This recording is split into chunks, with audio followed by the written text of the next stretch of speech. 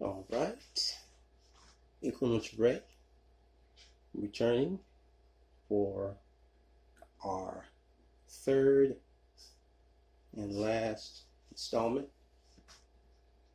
of Neo-Colonialism. And then I thought I would bring you all a reading from a very important book. It's widely hailed in revolutionary circles. It's called Dark Days in Ghana. And we'll be getting into that, should be getting into that in the next video. But at the present, we will continue in our analysis of the exploitation of Africa, the monopolization of its resources, and the political subjugation of its people. We were getting into the definition of what I meant by sham independence. So I said, if you hear me say puppet governments or sham independence, they're one and the same. And this is a tool that, very effective tool that is used even today in the 21st century. And I can say with conviction that as far as imperialists are concerned, they thought that sham independence was the real solution to their problems. The internal and external pressure that was put on the capitalist system. And this continued exploitation was, I would say, brought through this point by concessions and reform. And that is really where the concept of sham independence or the puppet government lies. Let me go over again what Sachiko Kwame Nkrumah said. I quote, "A state can be said to be a neo-colonialist or client state if it is independent de jure, independent de facto. It is a state where political power lies in the conservative forces of the former colony and where economic power remains under the control of international finance capital." This means that the country continues to be economically exploited by interests that are alien to its true interests, to the majority of the population of that former colony. It's important to note, though, that this exploitation is intrinsic to the world capitalist sector. And as I said in the last, I believe, video, that this type of state, or such a state, is in the grip of neo-colonialism. It has become, therefore, a puppet government. You can also add to that a client state as well. Now, when you get into the meat of neo-colonialism, we can see clearly, based on its function and its components, that it is a prerequisite of a global strategy to maintain Western hegemony. We can see that. On the other hand, we can also see a global strategy to defeat neo-colonialism. This would be, I believe, in our ability to discover and really expose the way in which a state becomes neo-colonialist. And although the neo-colonialist state enjoys a outward appearance of independence, and we can see the very roots of it can be traced back to the struggle of independence in that territory. We know that the policies that govern it internally, as well as policies that affect it externally, are controlled by foreign people outside of the colony. Those are the neo-colonialists themselves.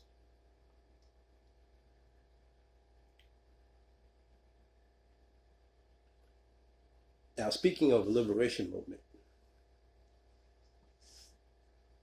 if something like that becomes firmly established, that is a main goal to reverse the control of the length and breadth of the African continent from neo-colonialism. This liberation movement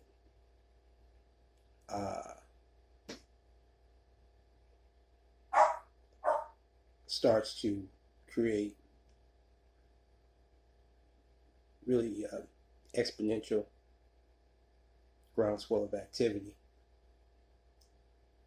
A counter move to that of the puppet government and the forces of neo-colonialism behind it, invariably, and this is a pattern, invariably it resorts to the containment policy. That containment policy is there to stop really any further progress and to then the impact of revolution. Now, one of the ways in which they achieve that objective, there's an arsenal of alliances, a network of military bases, also economic devices that are used. I think you can also throw in corruption, sabotage, and blackmail. And I think even more evil than all of them is the insidious nature of propaganda, also known as psychological warfare.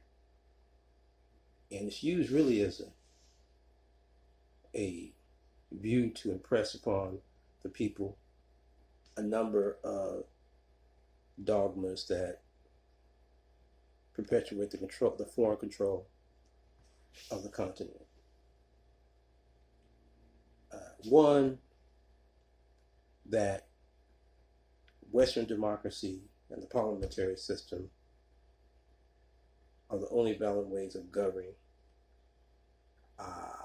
That nothing more than that could be worthwhile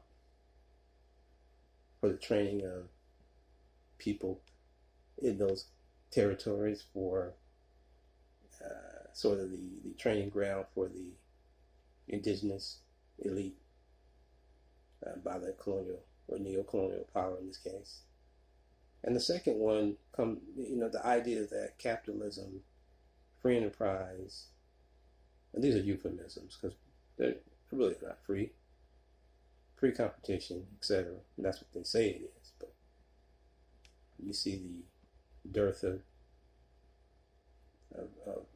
development and the paradox of poverty amongst a very mineral and material rich landmass. There's nothing free about that. But the impression is that these are the only systems capable of promoting development. That all we need to do is turn to the Western powers because they've mastered this quote-unquote capitalist technique perfectly. And that all the colonies, neo-colonies, should want to remain satellites in their interest. And that there shouldn't be any reason to put an end to whatever level of cooperation exists. And any attempt to break away would be dangerous, since the neo-colony is always ready to give quote-unquote aid. Another pattern we see, or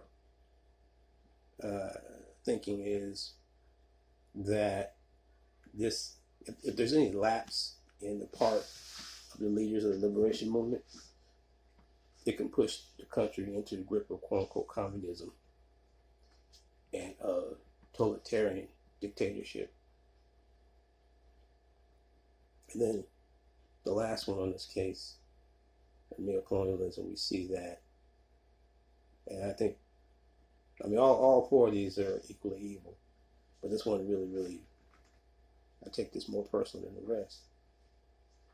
The thinking is that the carve-up that were agreed upon in 1885 during that colonial period, that they feel they express it as being fair and sacred. Listen to the stupidity there. Also, that it would be just unthinkable to even attempt to quote-unquote liberate areas in terms of their own cultural and historical links. That the only thing acceptable version of liberation must be that to stay within the artificial limits designed by outsiders, and call it nations. And that's what you see. You look at the African continent now. That's the carve-up of 1885. It went from colonial groupings, and which they still are, but they rule them on an individual basis on one hand, but collectively because the outside forces interests crisscross in every territory, every nation in Africa. But what you see really in short is a representative of the carve-up, essentially, of 1885. It was just maintained in the modern day. And also now to this, as a further justification, we can see that they resort to all types of propaganda. And they do this in order to highlight and exploit differences of religion, culture, race, political ideology among the people and between regions, which normally used to share a long history of mutual commercial and cultural exchange. Excuse me. I covered this also on the last video. I thought it was important to emphasize it here. Now, such methods, in my opinion, it tends to orientate the leaders of liberation movements toward, or we definitely see this historically though. Let me just put it that way. These methods to orientate the liberation movements and their leaders toward a brand of nationalism, really based on just only within those artificial borders that were set by outsiders. And what tends to happen is they want to steer this thing and these movements down a reformist path. Now, the problem of liberation, as far as they're concerned, is raised in terms of our participation of the good elements in the administration and the bad people who are organizing the majority for liberation, and therefore driving schisms in between in terms of political positions, leadership, and even tribal, cultural, and also political ideology. And so part of this is seen here, the indigenous elements in the administration of colonized territory usually enter into policies of Africanization. But if it's not derived from a mass-based position, it's devoid of any fundamental changes within the political, economic, and administrative structure of the territory. That is also a distinctive pattern that we've seen quite often. The transition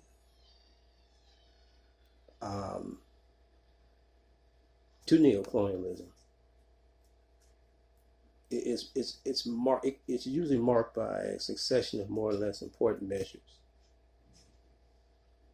which culminate into things like free elections.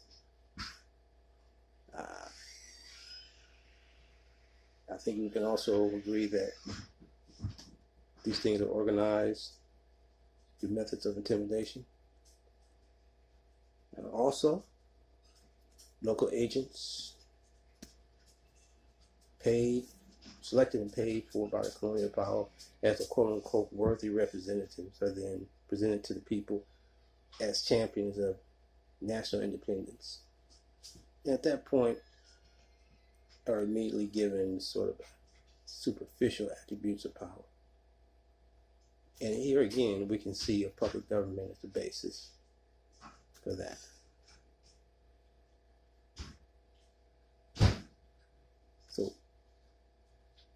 So by the very nature of that essential objective,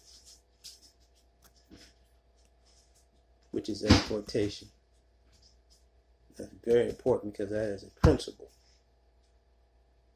that is used to foster continuing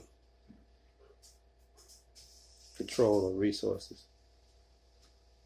The system of neo-colonialism can flourish best, and I dare say only flourish in a sham government or a puppet state. So with that, for instance, sham elections form the puppet government. The colonial power, in this case neo-colonial power, will work in secret to divide liberation movement into moderate and militant wings, and with heavy on propaganda against the militant, and put all their forces of secession behind the moderate elements. So it's very, very important to understand some of these things. And there's also many other things, but we can see the pattern in terms of these things being sort of the mainstay of the establishment of puppet governments. I would also say again that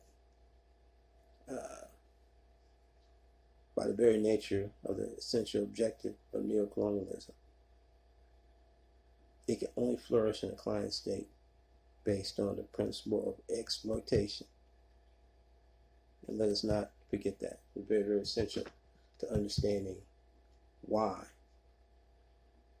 12,000 square miles is ultimately controlled by nations outside of its geographical space. Now let me also add that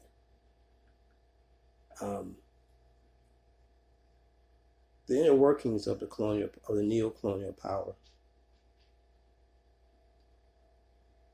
whenever the leaders of the struggle for independence maintain a clear spirit of vigilance, and those who cultivate genuinely revolutionary qualities, that is when the colonial power will fail. Then and only then does a truly independent government emerge.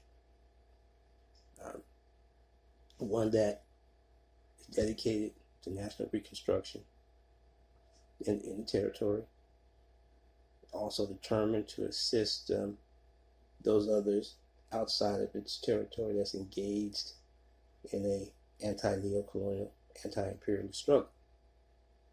Now, such a government as this is an obstacle, quite obviously, which could bar the advance of neo-colonialism. And as such, the obstacles must be increased because the example of genuine independence is really contagious when you're talking about seeing the difference in how an economy is being built, which means policies are being implemented, whether it's economic, political, and of course policies in terms of foreign nature, import, exports, development, these kinds of things tends to be contagious, and it can help fortify extensive zones against the aggression of neocolonialism, which is used through the puppet state. Let's understand that. So you got people who are African, therefore who are functionaries. You understand? They're just ladylike and gentlemanly about it, but functionaries nonetheless. Another part of this is when neocolonialism is faced with the genuine independence, and there's historical examples of that. I think I've given, in the last video, certainly the first one.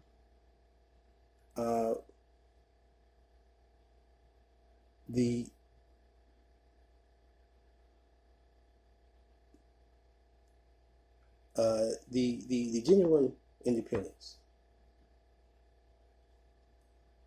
then neocolonialism is therefore faced increasingly, or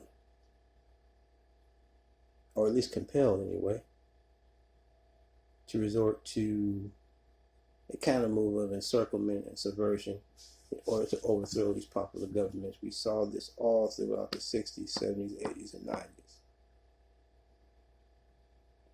Saw a version of it in Haiti a few weeks ago. But this is specifically we're talking about the African continent here. And to overthrow popular governments, which we can name a few, using the weapons of coup d'etat, illegal seizure of power, change in regime, usually backed by the CIA, Mossad, assassination. Also, President Sylvanus Olympia was killed in 1963 on Togo. Mutiny within the party, that happens quite a bit. Also, tribal revolt, tribalism, and so on. And simultaneously strengthening the neighboring puppet regimes to form, let us say, a political safety belt around those particular puppet governments that they're trying to build up to maintain control that way. And so therefore, the main sphere in which Africans, in my opinion, should strive to defeat neo-colonialism, and Kwame Nkrumah taught this, so did Sekou Touré. I urge you to read both their speeches, some of their opinions, the books that they wrote firsthand, to learn their perspective. Please do that. And so what Nkrumah said was, to beat them, we have to strive to defeat them. The way they do that is the true independence, the movement for true independence is within the progressive political party, which forms a government. Mass parties, top to bottom, in terms of enfranchisement. Now, this is particularly true in the one-party state, which can only function successfully under scientific socialism. And I think that's where a lot of people have a problem, because they don't understand the principles of that system. It's really a lot of, an abundance, I should say, of confusion. However,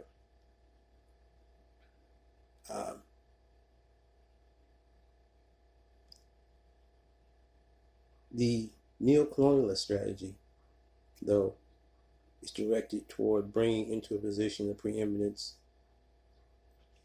the group of people in power in that particular territory that share their economic and political views. You understand? So, if a member of a group is absolutely opposed to imperialism in its control of the state and party, you can bet attempts are made to organize either assassination, I said earlier, coup d'etat, and other things which permit the political power to fall into the lap of the rival, the pro-imperialists, the puppets, the functionary, the sham government. Or it can be a decentralization of political power within the ruling party. We've seen this in Africa a lot. One group being strong in the state machinery, and the other being strong in the state machine. And in the state itself, the vital organs are put into the hands of forces ready to parlay with imperialists. When you have a situation, say, like Ghana did, they had no industry. Most of the people, and they built industry, they built an educational system very, very well. They built an efficient government. But by and large, because it started out with such low development, the Convention People's Party had to depend on many of those people who were really opposed to it. Some were won over, but others were nothing more than just people who were working for the opposition. And that's a calculated risk, but it's easy at that point for neo-colonialists to drive schisms ideologically and others all throughout the ruling party, if it's a revolutionary party, of course, and work to undermine it, which gets to the point I was talking about here when I said the organs of the state machine are put into the hands of forces ready to, ready to work with the neo-colonialists. So that means that, the building of discontent and confusion within the party and among the people is also done.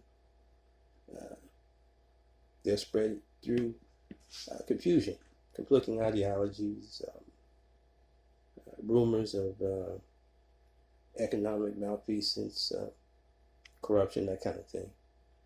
And so it creates the atmosphere of dissatisfaction that can work its way favorable to the change in the personnel. And if it's a truly revolutionary government, that is certainly the strategy that is launched upon them. But in this case, they can do that with certain factions within the party they don't like, get rid of them. However, ostensibly, the same party is in power. You can see. So, at that point, what you will have seen, in truth, is a qualitative change in the nature of the political power. Meanwhile, it can be said that the same party is in power, but really now they're working for the enemy, if you understand. So, interesting. And that's not all. Those are the things I'm covering here. Let me just give another quote from Kwame Nkrumah, the first president of Ghana, the greatest African of the 20th century. Quote, "Just as a welfare state is in the internal condition, neo-colonialism is an external condition for the continued hegemony of international finance capital."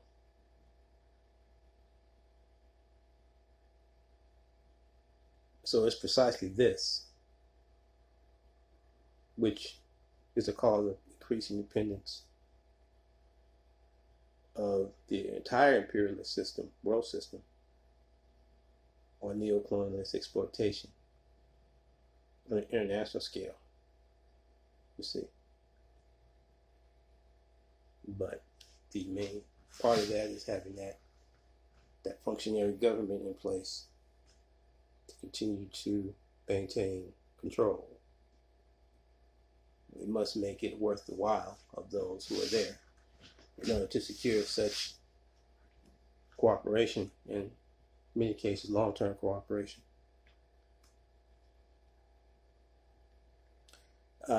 This is very significant here. Thought I'd talk about this part. Significant that the neo-colonialist system cost the capitalist powers comparatively little. And that is why enormous increasing profits are made. We've seen graphs representing turnover figures of the big business concerns implanted in these areas of not just Africa, but of the globe. So by this, there's an ever widening gap between the wealthy and the poor peoples. Everybody knows that part. And I understand that. So, in the final analysis, the neo-colonialist system of exploitation. And as I said, let's see, external condition for the maintenance of the welfare state remains essentially dependent on the production of the neo-colonized workers, who then not only continue to produce under stagnant and worsening conditions, but will produce substantially more than they did in the old colonial days. They'll do more to satisfy the needs of the West than their predecessors. They'll cater to the insatiable demands of the client government. So this is an explosive character of the situation, and we can't deny this at all. Let's see. The last thing I'll say here, I could give a fourth and a fifth part, but I won't. I'm going to wrap it up here because it's important that I encourage you all to study this on your own. You understand? Not just take my word for it. So, yes, this is an explosive situation. These governments are in a state of permanent conflict with their own people. Meanwhile, again, the puppet administration, or the gap, I say, between the puppet administrative government and the people widens every day. And the puppet regime cannot, in this case, hope to draw its main strength from the support of the broad masses. It really stays in power through the support of those forces, neo-colonial forces, which prop them up.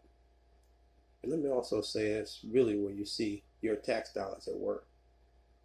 For all these things that go on, these machinations that occur with some of the things that I've explained, you can rest assured your tax dollars are at work as well. But it can only stay in power as long as it can manage to persist in the teeth of oppression, opposition, and revolt. So, because there's always a need, because that government is always really, more times than not, in my opinion, in a tenuous situation, they must depend on the foreign power, the neo-colonial power, for military assistance, mainly to keep the people, against the people, but to keep the neo-colonized government physically in power. Because as long as these contradictions remain, you see, you constantly have an ever-increasing revolutionary situation. And Africa is ripe for revolution. I'll end it there. I want to thank everybody. Going on 40 minutes. If you listen to this whole entire video, we thank you for that, your indulgence. And I may pick this up again. There's other things moving forward I can say, but I think we all get the picture in my analysis. I'd like to say thank you, and once again, I'll be back soon with another video, and we'll be doing a reading from Dark Days in Ghana. Thank you very much.